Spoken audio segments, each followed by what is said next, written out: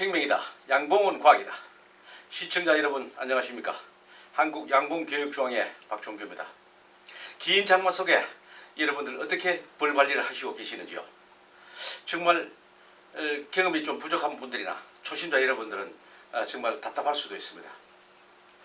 벌 관리를 여름철에 어떻게 해야 되는지를 한번 살펴보도록 하는데요. 자, 오늘도 5가지 키워드를 준비했습니다. 7월 중순 관리를 어떻게 해야 되는지, 첫째, 로얄젤리 생산이 지금 한창이다 하는 걸 한번 말씀드리고, 그 다음에 이충 작업과 왕 교체도 지금 이제 막바지에 접어들기 때문에 간략하게 말씀드리도록 하겠습니다. 그 다음에 사양 및 급수, 또 장마철 불 관리, 지금 장마가 지속되고 있기 때문에, 그 다음에 마지막으로 석고병과 부조병에 대해서 말씀드리는데, 지금 1번과 2번, 3번은 간단하게 제가 소개만 해드리고 여러분들이 이제 충분히 잘 하시니까 해드리고, 4번과 5번 장마철 불 관리, 그 다음에 석고병과 부조병에 대해서 중점적으로 시험을 할애하도록 하겠습니다. 자, 그러면은 순서에 이어서 7월 중순 장봉 관리, 로얄젤리 생산부터 보겠습니다. 로얄젤리는 지난 6월 달부터 사실 시작됐습니다. 지금 이 물비기에 한창 생산이 많이 되고 있는 그런 실정이죠. 이미 우리 책에 기록해 있으니까 이걸 한번 살펴보도록 하겠습니다. 자, 교재를 가지고 계시는 분들은 교재를 한번 보시죠. 185페이지가 되어 있습니다. 185페이지. 7월 중순 양봉 관리 로얄젤리 생산. 자, 제가 몇 줄만 읽어보도록 하겠습니다. 6월에 이어 로얄젤리 생산을 계속 진행한다. 로얄젤리 생산은 고난도 기술이 요구된다. 실제 시행하는 농가는 소수에 지나지 않는 게 현실적이다. 그러나 농산물 중 가장 부가가치가 높아 7월 무밀기에 고수익을 올릴 수 있는 좋은 품목이다. 로얄젤리를 생산하는 봉구는 반드시 강군해야 한다. 이렇게 설명하고 있습니다. 우리 봉산물 중에서는요, 이 로얄젤리가 가장 고가에 사실 거래되고 있는 것은 사실입니다. 그런데 약간의 기술이 필요하고, 또 성질이 너무 조급하신 분들은 좀 하기가 힘듭니다. 소량으로 생산되다 보니까 양이 차지 않기 때문에 성질이 급하신 분들은 좀 불가능할 겁니다. 그러나 좀 성격이 좀 조용하고 차분하고 이러신 분들이 지금 하시게 되는데, 전국적으로 따지고 봐도 이거를 생산하는 농가 몇 농가 되지는 않습니다. 그런데 그분들은 지금 상당히 수익을 많이 올리고 있다, 이렇게 봅니다. 우리가 벌 하면은 주 생산이 꿀입니다만은 꿀만 보지 말고 이러한 고수익을 올릴 수 있는 이러한 로얄젤리도 있다 하는 걸, 봉산물이 있다는 걸 여러분들 아시고, 꿀을 하니까 너무 힘들다, 아니면 뭐 판매하기가 좀 어렵다, 이런 분들은 지금 로얄젤리를 하시게 되면은 경제적으로 도움이 되지 않나 이렇게 봅니다. 지금 판로를 보게 되면은요, 주로 병원 쪽으로 병자들, 허약자, 노약자, 특히 병자들을 보게 되면은 암 환자들이 많이 드시고 계십니다. 그건 왜 그러냐면은 이 로얄젤리 속에 텐하이드록시 데시엔산이라는 물질이 있는데, 이 물질은 암 종양을 억제하는 물질이에요. 그래서 환자들이 많이 드시는데, 우리가 병원에 가서 환자가 되고 나서 드신다기보다는 그 전에 우리 건강하실 때 드시면 훨씬 더 도움이 된다 이렇게 봅니다. 왜냐하면 이 로얄젤리는 세포를 젊게 만들어줍니다. 그래서 여러 가지 면역력을 높여주고 이렇게 하기 때문에 우리 특히 연세 드신 분들이 많이 드시는 그런 형편인데, 저는 이런 말이 있었습니다. 나이 많은 어리신 분들이 드시게 되면 회춘을 한다, 이런 말이 있는데, 뭐 꼭 나이 드신 분들뿐만 아니라 젊으신 분들 드시게 되면 더 건강을 유지하고 노화를 늦출 수 있기 때문에 훨씬 더 도움이 된다 이렇게 봅니다. 특히 수험생이라든지 몸이 약한 어린애들, 이런 사람들이 먹게 되면은 성장 촉진도 되고 여러 가지로 뇌 기능에도 도움이 되고 하는 그런 물질들이 많이 들어있습니다. 그래서 로얄젤리는 너무 좋은 물질이 많이 들어있기 때문에 지금은 더 이상 연구를 하지 않습니다. 왜? 나와 있는 것만 해도 어마어마한 그런 정보들이 있고 하기 때문에 과학자들이 제일 마지막에 미지 R 물질 다량 함유되었다 이렇게 되어 있습니다. 더 이상 연구를 하지 않겠다는 겁니다. 미지 R 물질이라는 것은 로얄 젤리 속에 많은 그런 물질들이 많이 들어있다. 그런 뭐 논문에도 나와 있습니다만은 어쨌건 이 로얄 젤리가 고수익으로서 지금 판매되고 있기 때문에 여러분들 한번 관심을 가지고 보시기 바라겠습니다. 이것이 이제 보통 6월달, 7월달, 8월달, 9월달까지 이렇게 이어지는데 더울 때 이렇게 하다 보니까 특히 무밀기에 이게 생산을 하시게 되면은 벌이 이제 7월달에는 꿀을 따오는 게 소득이 없습니다. 그래서 이 기간을 활용을 해서 로얄 젤리를 많이 생산하는 분들이 계신다. 이렇게 보면 되겠습니다. 다음은 교재에 따라서 보시게 되면은 이충, 이충작과 어항교체입니다. 그죠?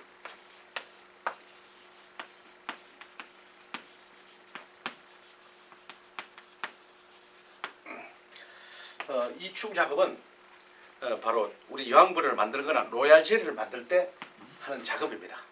요 구체적인 작업은 지금 다 설명드리면 시간이 너무 많이 걸리기 때문에 좀 곤란하고요. 저희들 유튜브 속에 들어가서 이충 작업 요거 치면은 거기에 우리가 몇 년 전에 그 과정을 영상으로 다 만들어 놓은 게 있습니다. 그걸 참고하시기 바랍니다. 그래서 이충 작업을 하게 되면은 여왕벌이나 로얄 젤리를 생산하기 위해서는 꼭 이충 작업을 해야 됩니다. 그래서 이거를 지금 해서 여왕벌을 만드실 분들은 이충 작업을 해서 여왕벌을 개인적으로 만들 수도 있습니다. 지난 거를 참고하시도록 하고요. 그다음 왕교체도 지금 이 계절에 7월달, 8월달 이렇게 많이 하고 있습니다. 너무 늦으면은 안 됩니다, 그죠? 그래서 늦어도 7월달, 8월 초순까지는 여왕벌을 교체를 해주셔야지 다음 과정, 즉 월동벌을 확보하는데 큰 도움이 된다 이렇게 봅니다. 그럼 신앙을 넣었기 때문에 지금 여왕벌 이 신앙 여왕벌이 월동벌 즉 가을벌을 받는데 굉장히 산란이 좋아서 산란 잘하죠. 그리고 겨울을 지나고 내년 봄에도 따라서 산란을 잘하게 됩니다. 그런 의미에서 여왕벌을 교체를 하라고 합니다. 그런데 지금 분봉을 해놓거나 원래 분봉을 해놓은 벌통은 굳이 왕을 교체할 필요가 없죠. 원래 왕이기 때문에. 지금 교체하는 것은 구왕, 작년 왕입니다. 또한 금년의 왕이라도 산란력이 부족하면 그거는 과감하게 바꿔주셔야 됩니다. 그래서 왕교체, 즉 이달에 해야 될 그런 일이다. 이렇게 보고 있습니다. 참고하시기 바랍니다. 그 다음에 사양 및 급수입니다. 왜 사양이 들어가냐? 설탕물을 주는 걸 사양이라고 합니다. 그죠? 지금 무밀기이기 때문에 당연히 줘야 됩니다. 식량이 떨어지게 되면 벌은 산란과 육아가 제대로 이루어지지 않습니다. 그건 뭐 틀림없는 일 아니겠습니까? 그래서 사양 꼭 해주셔야 되고 여기는 안 했지만 바로 화분떡도 같이 해주셔야 됩니다.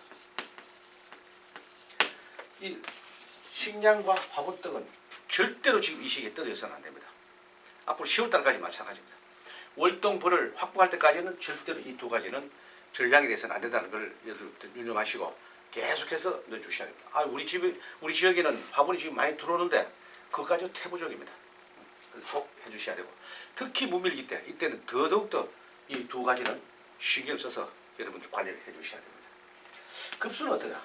물도 우리가 주변에 내 양문장 주변에 깨끗한 물이 흘러내리는 데는 사실 급수가 뭐 필요 없습니다. 그러나 주변에 나쁜 물들이 흘러내린다든지 농약 치는 그런 것들이 많이 있다든지 했을 때는 우리가 급수를 깨끗한 물을 해주는 게 좋습니다.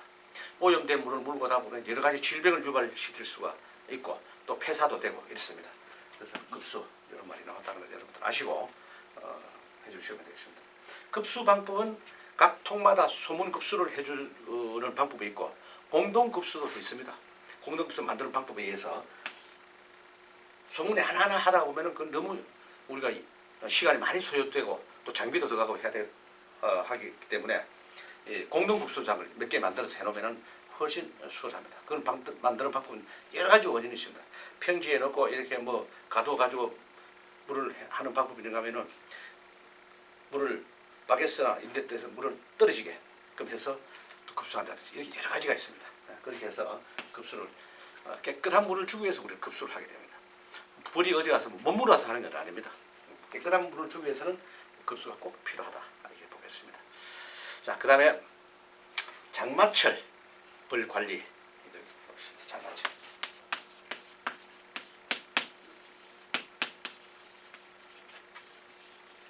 자, 이 장마철에 즉 우기에 장기적으로 우리가 이렇게 이어질 때 우리가 벌 관리를 어떻게 해야 될까요? 그늘막이나 지붕이 되어 있고 했는 데는 그래도 다소 낫습니다. 그렇지 않고 그냥 노지에 지붕이 없고 한 지역에서는 농가에서는 여러분들 장마철에 굉장히 벌 관리하기가 성가스러운 일이 한두 가지 아닙니다. 그다음 판자 올려줘야죠. 또 갑바 덮어야죠. 굉장히 성가스럽습니다. 지금 또 장마가 지고 하는 습기가 굉장히 많죠. 날씨가 또 덥습니다. 그러다 보니까 벌들이 밖에 나와가지고 소문 앞에 많이 붙어 있죠. 크든 적든 소문 앞에 붙어 있습니다. 그런데 지금 비가 계속 옵니다. 소문 앞에 왜 붙어 있느냐? 덥기 때문에 나오는 겁니다. 내 벌통에 벌이 많아서 나올 수도 있지만 거의가 너무 습하고 덥기 때문에 소문 앞으로 나와서 소문 앞에 밖에서 딱 붙어 있습니다. 그런데 지붕이 없는 지역에서는요, 농가에서는 비가 계속 내리치게 되면은 소문 앞에서 붙어 있는 벌들이 비가 맞아서 다 죽게 됩니다. 비가 맞아 죽어도 안 들어갑니다. 그렇게 해서 우리가 벌을 많이 잃을 수 있기 때문에 위에 넓은 판자를 대가지고 벌통 소문 앞까지 쭉 길게 나오게끔 처마를 만들어줘서 소문 앞에 붙어 있는 벌들이 그 비에, 소낙비에 젖지 않게끔 도와주셔야 됩니다. 여러분들 그렇게 체험하신 분들 분명히 여러분들 계실 겁니다. 저도 체험했습니다. 전에. 그래서 장마철에 나와 있는 벌들을 희생시키지 말고 잘 관리를 해 주셔야 되겠습니다. 이때 또 환기도 필요하죠. 대기 중에 습기가 굉장히 높습니다. 한 90% 이렇게 올라가지 않습니까? 원래 벌통 내부에 벌들이 관리하는 그 습도는요 90%입니다. 그런데 대기 중에 습기가 벌통 내부로 전달되고 하다 보니까 벌들도 안에서 관리하는 게 어느 정도 한계를 벗어나게 됩니다. 그러면은 대책이 없어요. 습기가 많게 되면은 여러 가지 질병이 올 수 있는 그런 환경을 만들게 됩니다. 습이 있게 되면은 곰팡이들이 당연히 피기 시작합니다.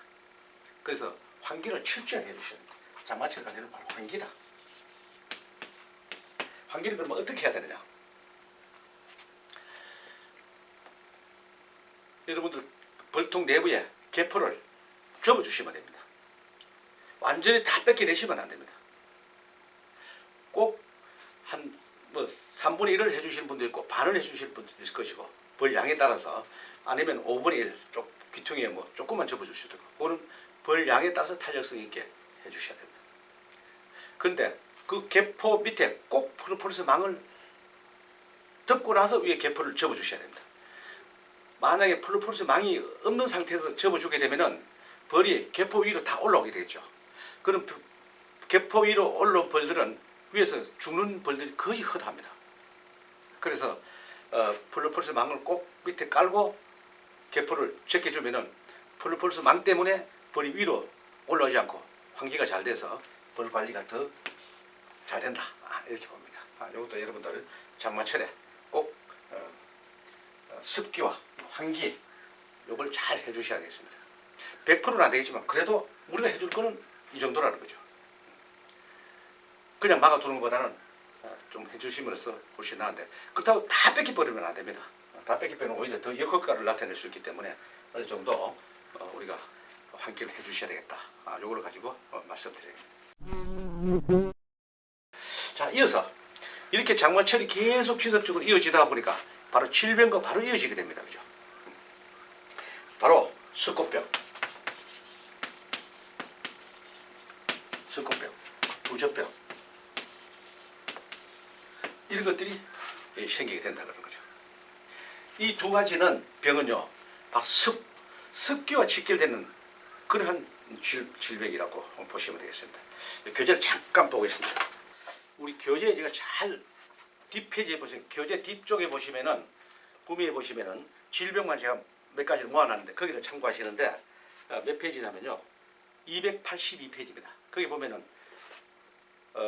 이 석고병에 대해서 해놨는데 제가 잠깐 읽어보겠습니다. 만약에 이 교재가 없으신 분들은요, 본 중앙으로 전화 주시면은 구매가 가능합니다. 이 양봉일행에는 굉장히 소중한 그런 아주 지침서가 될 것입니다. 자, 백묵병, 우리 석고병 백묵병이라고도 합니다. 이 석고병의 구제 방법. 자, 첫째, 강하게 축소를 하라고 여기 나와 있습니다. 잠깐만요. 백묵병 280페이지입니다. 280페이지. 280페이지 백묵병에 대해서 여기 바로 석고병입니다. 자, 백묵병이란 백묵 분필처럼 꿀벌 유충이 하얀색이나 푸른색으로 변하며 딱딱하게 굳어져 죽는 병이다. 이는 석고병이라 부르기도 한다. 인터넷에서 다른 질병으로 분류한 뒤 원인, 대처 방법, 사용 약제 등을 달리하는 글들이 다수 발견되는데 혼동하지 않도록 주의하자. 이렇게 나왔습니다. 백묵병은 단지 유충에게만 발병하므로 봉군을 전멸시키는 파괴력은 없다. 다만 서서히 세력을 약화시켜 회생하기 힘들 정도로 봉군을 피폐하게 만들 수 있다. 조기 퇴치가 매우 중요하다. 교재에 우리 그 사진 넣어놨기 때문에 교재 가지고 오신 분들은 이런 증상이 어떤 거라는 것을 아실 수가 있습니다. 자, 그 옆에 원인이 뭔지를 잠깐 보겠습니다. 원인이 중요하기 때문에.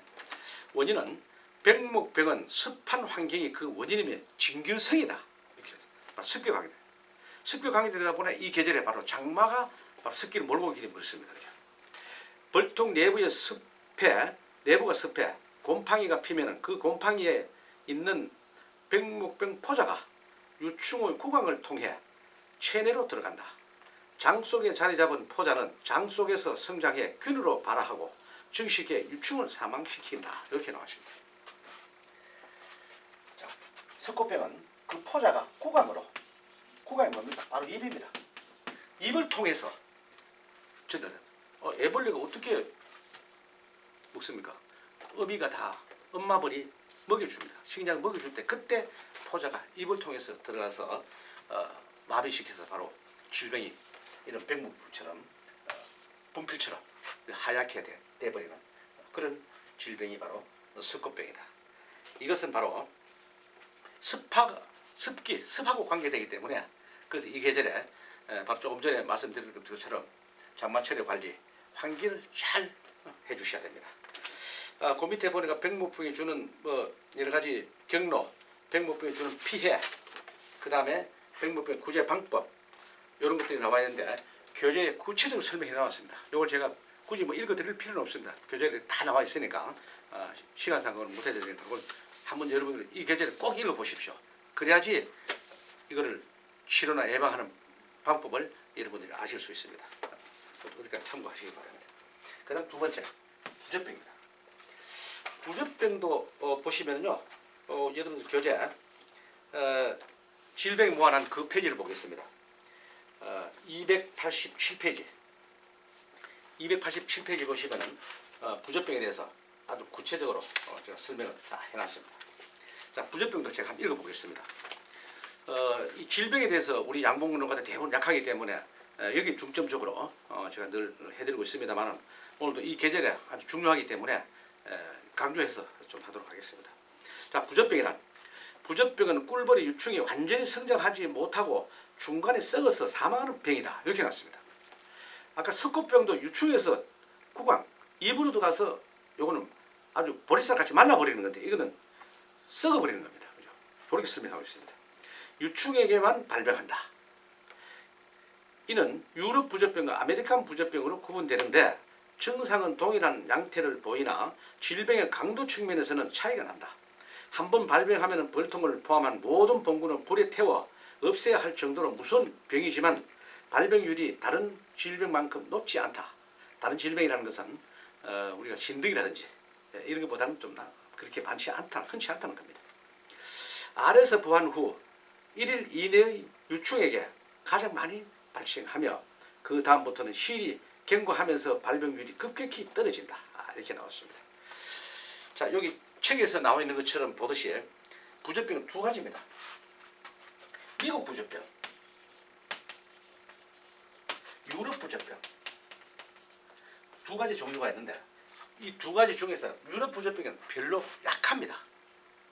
나오더라도 치료하기가 용이하고 약한데 이 미국 부조병이 우리가 무서워요.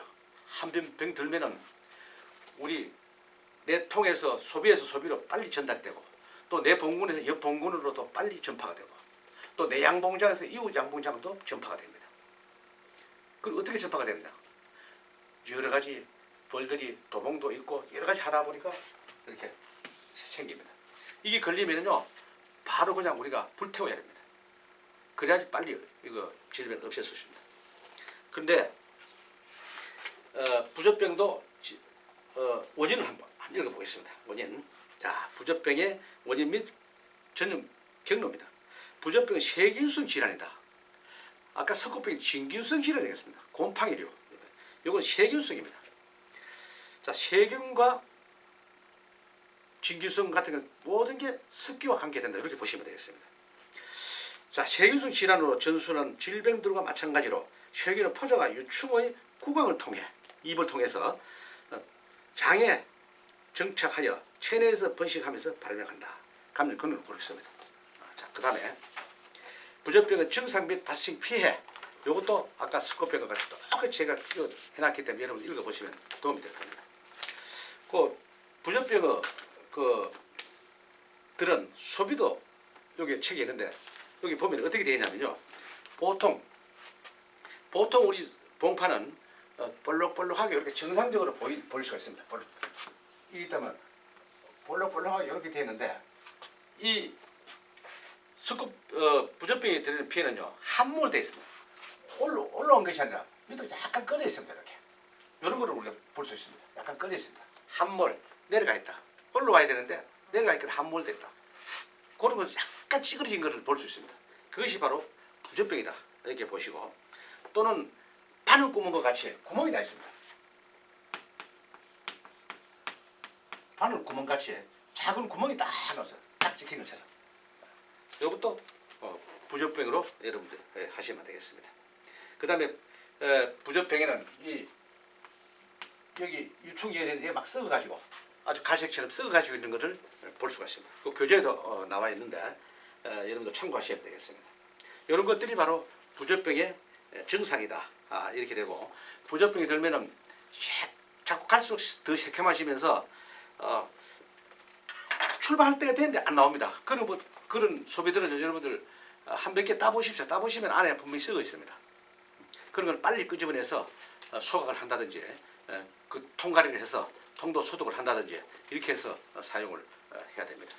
그래서 이 석고병과 부조병이 이 계절에 많이 발생할 수 있는 그런 질병이기 때문에 여러분들에게 소개를 해드리는데 특히 장마 기지개 이때 조심해야 된다.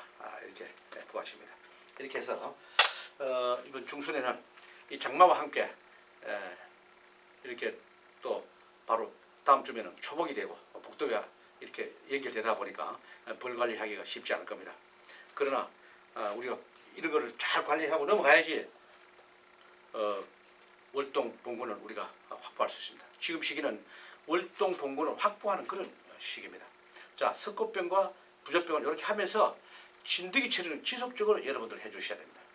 이 시기에 가시형리를 잡기 위해서는 바로 개미산을 철저히 여러분들 서너 번 해줘서 관리를 하셔야 되고 그 다음에